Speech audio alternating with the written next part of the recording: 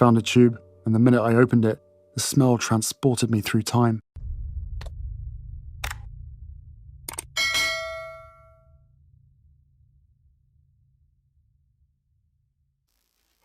This One's Wife, Meghan's Dutch Oven. Hello, I'm H.G. Tudor. The English language is a formidable weapon. As a consequence of the fact that it is a melting pot of so many influences, it has resulted in a rich and varied language which has many synonyms, antonyms. It has a rich history of individuals that have utilized the English language for the purposes of prose and poetry, for literature. Naturally, there are fantastic writers from all around the world, but many of those that have written in English are particularly prominent, in part as a consequence of the dominance of the British Empire, but also the brilliance of what has been created. The Romantic poets, Shakespeare. There are many examples. And with that comes another aspect to the use of the English language, and that of those phrases which might best be described as urban slang for certain activities, particularly those of a sexual nature. For instance, you'll probably be familiar with what a golden shower is, or a pearl necklace. You may be knowledgeable as to what rimming involves, or edge play, or felching.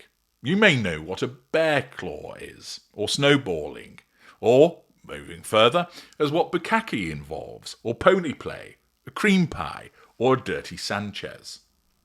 It might be the case that you move to a rather elite level of understanding of these phrases, for instance, having a full familiarity with what a German tightrope is, a Turkish snow cone, or a Lebanese breakfast.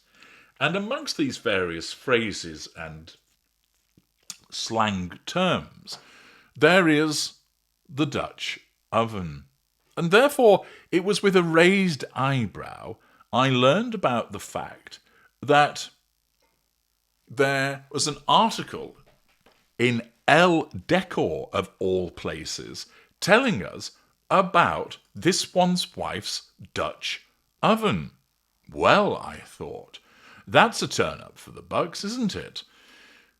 If you're not familiar, a Dutch oven refers to the prank of breaking wind in bed and then pulling the covers over somebody else's head, invariably your partner, trapping the smell and creating an uncomfortable situation for them.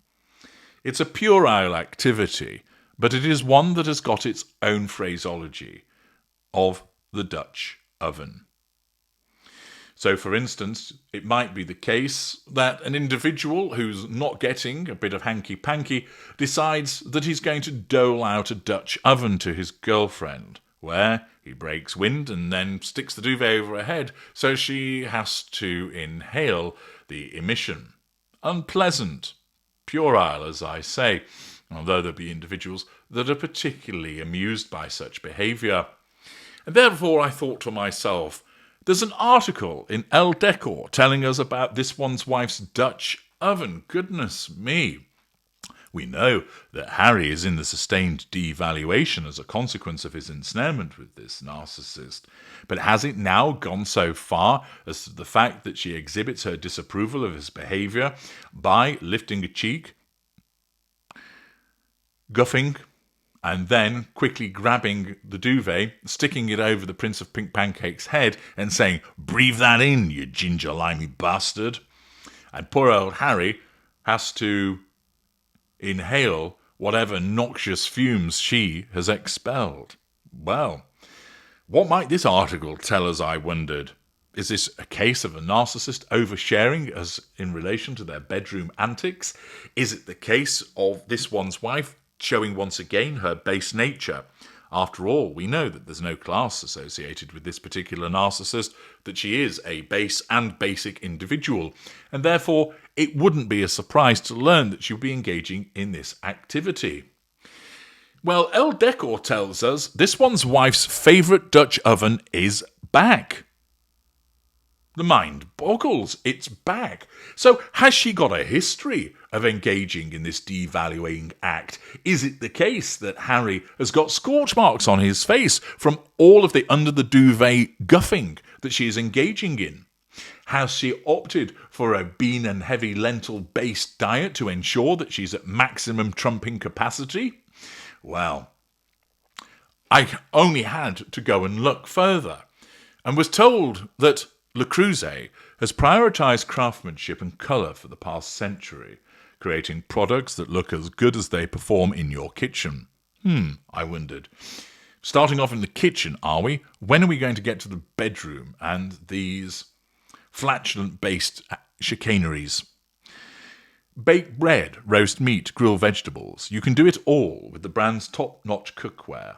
But these high-quality products often come with a hefty price tag, which is why we were thrilled to see so many Le Creuset deals on Amazon Prime Big Deal Days. And they're almost here.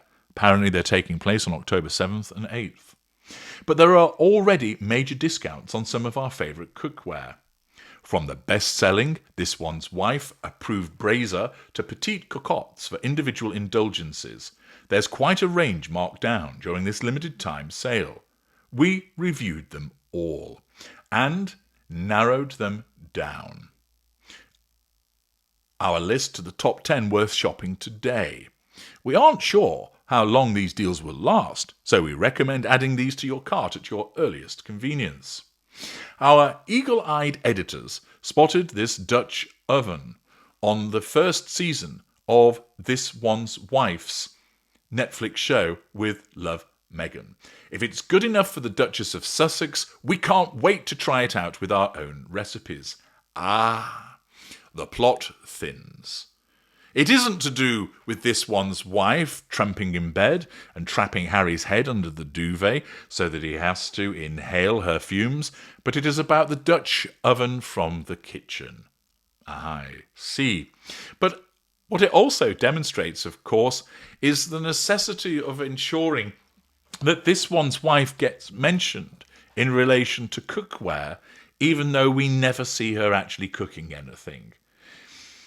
The irony isn't lost on your glorious narrator that she is associated with Le Creuset products, even though we don't actually see her doing any proper cooking whatsoever in the course of the series.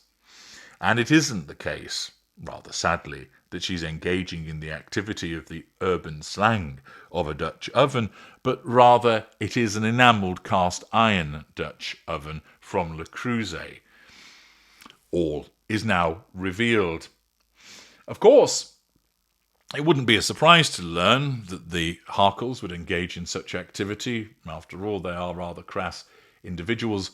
But on this occasion, it would appear that she has swerved the suggestion that she engages in such bedroom-like activity, and it's just about elbowing her way into an association with cookware to try and reinforce the image that she is the hostess with the mostess, that she is an accomplished cook and chef, when we all know the reality is to the contrary. I'm H.G. Tudor. Thank you for listening.